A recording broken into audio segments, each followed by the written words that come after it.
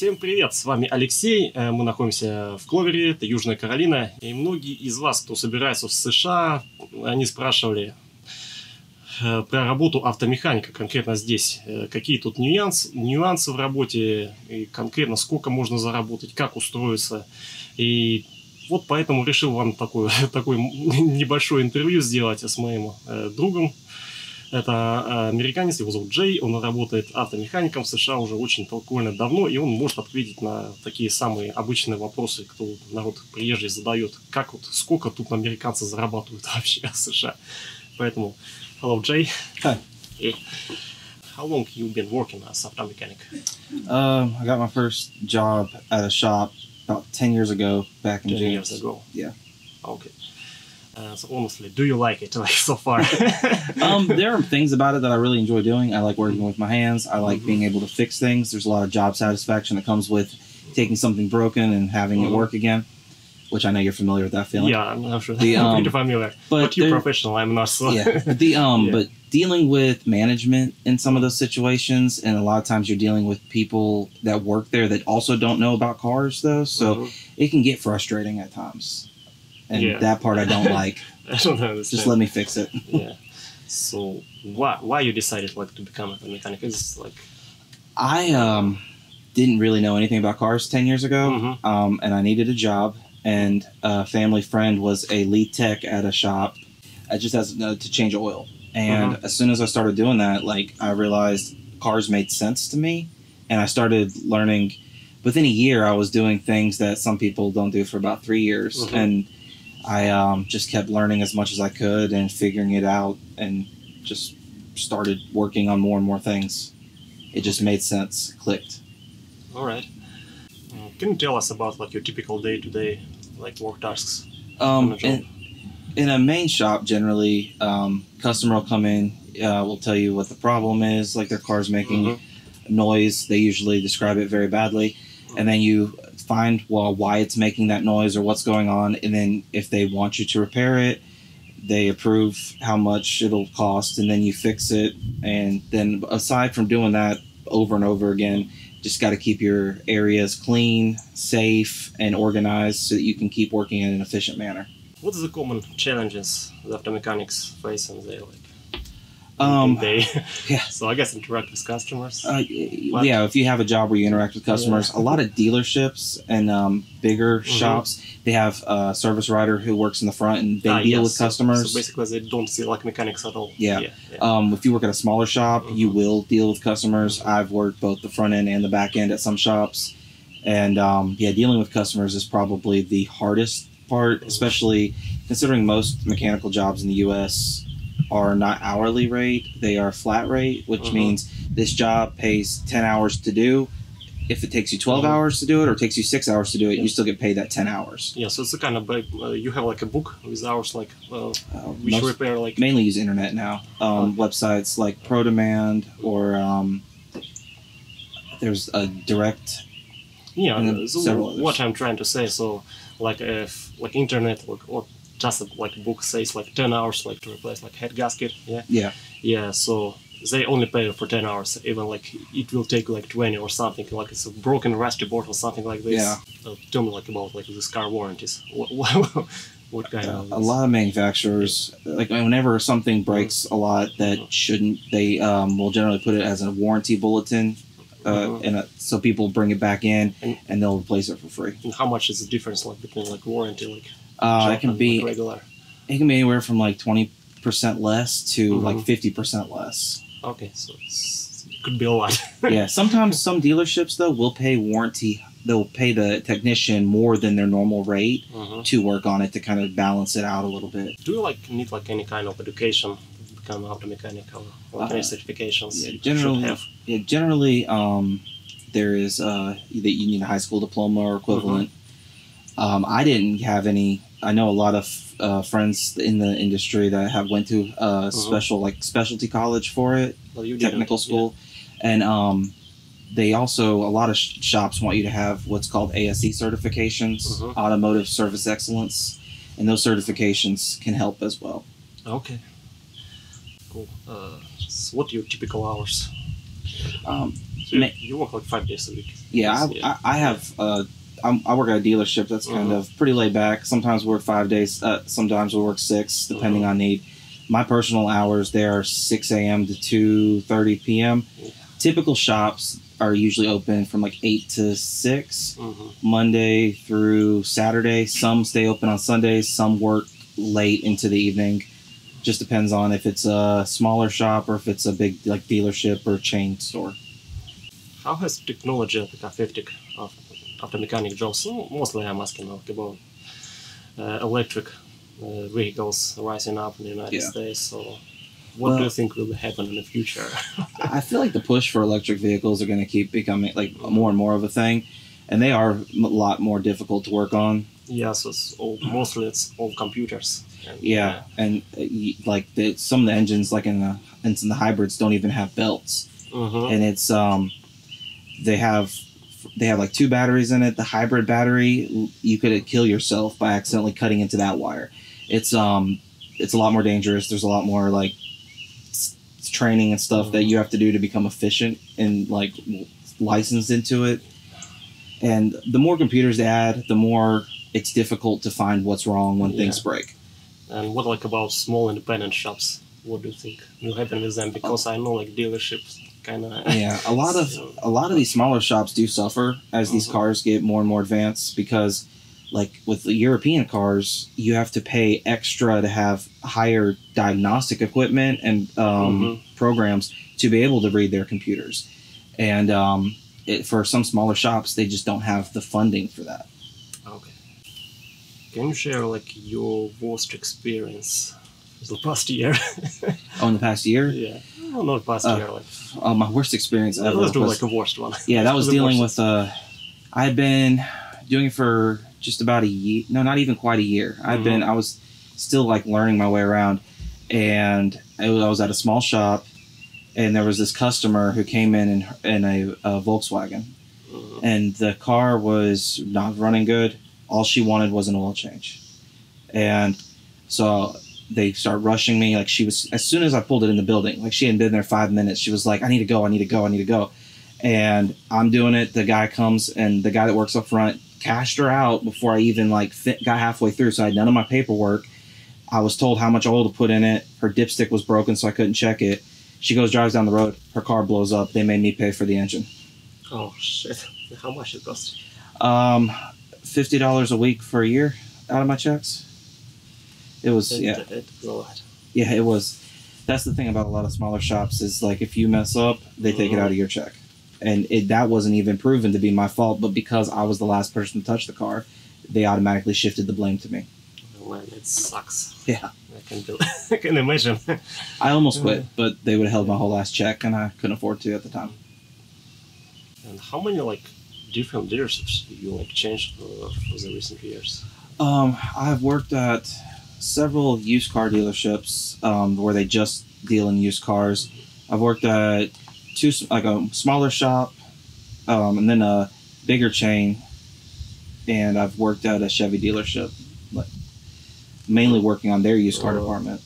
What was the reason then? Generally better money. Better money. Yeah. What about management? So I know you complain a lot about it. I did. I have left a few jobs because of the management there. I left the Chevy dealership due to they had a great manager, took care of the people that worked there. We always knew what was going on. Brought in this new guy. He started changing how much things paid. Alignment used to be like an hour and a half to pay. He changed it down to an hour. People started losing money. He would just yell and scream at people. I was like, I'm not staying for this. Is there any particular tools or equipment that are essential in your job? Spend a lot of money on tools. Yeah, let me explain for Russian subscribers. So in Russia, when you go to work as a mechanic, in any kind of shop, so they provide everything. So here it's a little bit different. So you have to buy everything on your own. Yeah. Yeah. If you're gonna work, you have all your big box of different tools. Yeah. Yeah, it's very expensive. I've had a $50 a week tool payment for 10 years now. Oh. I have not, like, I keep having to buy more stuff because by the time you get to where some of it's almost paid off, some of the tools that don't have warranties will break and then you have to replace. I've gone through multiple impact guns.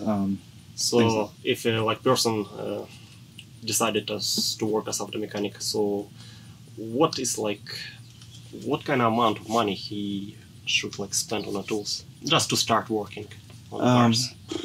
That's for beginning. Generally, as a beginner, you can generally get away with just like a wrench set with the basic sizes, some sockets that are about the same, impact gun. An impact gun is probably the biggest thing for taking off tires, and a couple of ratchets.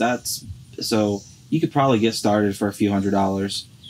But go up yeah, because every time there's something that needs a special tool to get down into there, it will be another questions a lot of European cars and some Japanese cars, they need a special tool. So if you have one job when you need to buy this tool, are you gonna buy it or what? Sometimes if you work in a shop where there are other techs there are two different kinds of technicians you could run into. One are the ones that don't mind helping, and then you've got some that are I'm just worried about making my own money. You can go deal with it yourself. If you work with some good people that don't mind helping, they will lend you the tool if they have it. So I've been grateful to have worked with a few friends that don't mind sharing tools sometimes. Otherwise, if you do not have any specific tools that you need for this job, so it will you buy the one for one time and then you might not ever use it again. And your job, if you have 2 hours to complete this job, you don't have any tool, so it could be a problem. Oh yeah. Can person without experience find automechanic jobs? Basically, you answered on this. They'll generally start you in as an oil changer that you and teaching the tire guy. And to have you look over the basic stuff, tires, changing air filters, and doing oil changes, and then from there you'll start learning, because you're checking over everything. When tires are off, you're looking at brakes. When you have it up in the air, you're looking for damage, and so eventually then you'll start learning how to do those bigger jobs. What's the typical wages for starting and for beginner, for average person, for experienced mechanic? When I started as an lube tech, I was making $7 an hour. Well, it was 10 years ago. Yeah, so it's different now. From what I've seen on a lot of job postings, they can run anywhere from $15 to $20 an hour, depending on how good the place is for lube techs. A lot of technician jobs now are because they're flat rate and they assume that you can do more than what hours they're selling. I've seen anywhere from upper 20s to mid 30s in price for starting. That's for technician. Yeah. For a B level tech and A level tech, and kind of oil guy will be getting around 15. Yeah, something like that. Yeah, it's the most common question, I guess. Some do actually still start lube techs at minimum wage, which is unfortunate. Minimum wage right now in South Carolina, still $7.25. I think so in both of the Carolinas. It hasn't gone up. They were talking about rising up to 15, but I think they never did. Yeah, I don't think they have done it yet. Probably not yet because I saw a lot of postings 11, 12 hours. Yeah, I mean, $1 per hour. Okay, this sucks. $7.25. How can I live on this one? Yeah, no, it's hard. A lot of the dealerships have gone up and they pay a lot better for lube techs, and I've seen a lot of people come in straight out of high school, working those jobs, and doing pretty well. Well, actually, yes. I forgot my question about labor job. So when people bring the car to repair. So basically, there's a kind of shop rate, $140 per hour, something like this. Yeah. And from this, I guess money $30 goes to you for mechanic, and everything else goes to shop. Basically, and on top of that, a lot of the places also still charge a shop supply fee. Just to cover I guess. Filter. Yeah. Well, no, that doesn't even cover any of that. They've always said it because you top off washer fluid, which doesn't cost anything, and all that, and some of the other things where you're just topping off their fluids, and they'll still charge us. So right now, for 2023, what is average? Do you know shop rate? I think a lot of them around here, that's not affiliated with an actual dealership. That just the smaller shops are between 90 to 100. But then you go into the dealerships, it's generally around 120, 130 last I looked. Okay. Is there any like career advancement opportunities like in this field? Yeah. Just as far as like if you go and get all your ASE certifications, you move up a lot faster. Some people can do it like I did and just kind of like just keep learning and proving that you can do it. Going from a loop tech, then there's the B-level technician that just kind of fixes all the main stuff. You'll be doing engines, transmissions, stuff like that, but you won't be digging into the diagnostic as much. Then there's generally like your A-level tech, which does all the diagnostic, knows how to like do anything on a car, and they're usually the best paid and get the most work. How does the auto mechanic job market look right now in the United States? When I have looked on like places like Indeed and around here, a lot of the dealerships are looking actively for people because there's been so much movement since the pandemic of people trying to maneuver to get better hours, work hours, people to get better pay. So a lot of jobs have like moved around. So like Charlotte has a lot of openings in the different dealerships and a lot of the smaller shops because people have gone on to better paying. They're low staffed. So currently in automotive there is a good bit of openings. Yeah, so in other words it's not so hard to find a job. No. In this industry. Is there any specific tips or advice you can give for someone who wants to pursue their career as a mechanic in the United States? The main thing would be is when looking for that job to be very leery and aware of the job that you're going into. Make sure, because like I took a job a couple years back that was offering me a really nice position in a really decent looking shop. And then I got there and they were dead. There was no hours coming in. So my checks went in half because they weren't honest with me about how much work they had coming in. Because I asked them and they were like, oh yeah, we're super busy. I worked there for a month. Okay. I did about a week's worth of work in 2 weeks because nobody was coming into work, like coming in to get their cars fixed. Is there like any misconceptions or myth about the auto mechanic profession?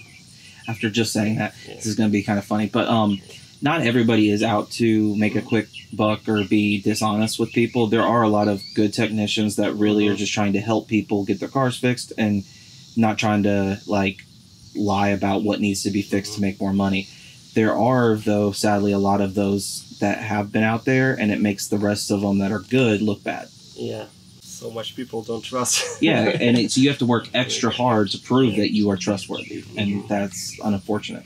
Yeah, I guess like something like what happened to me like back in the days. Like when I came like in the United States, I know nothing about cars, so I cannot even like change the oil. Yeah, and after like few calls, I replaced like rear shocks on my Isuzu rodeo that was quoted like about like 500 or something, and parts was like $50. So I decided to like just watch YouTube and try to do it on my own. And it goes from there. And there's also like couple times on an oil change when I like bring my car to change the oil.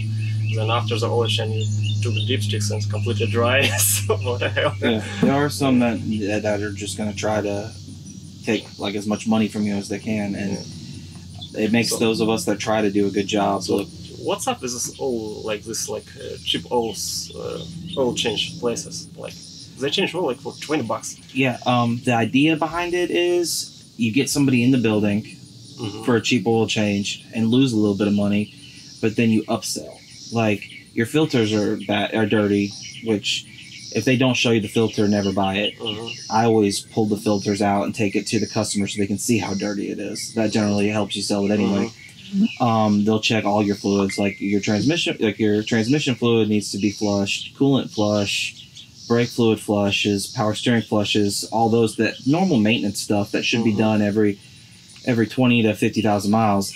And you try to see if the car needs those, and then try to sell that to the customer.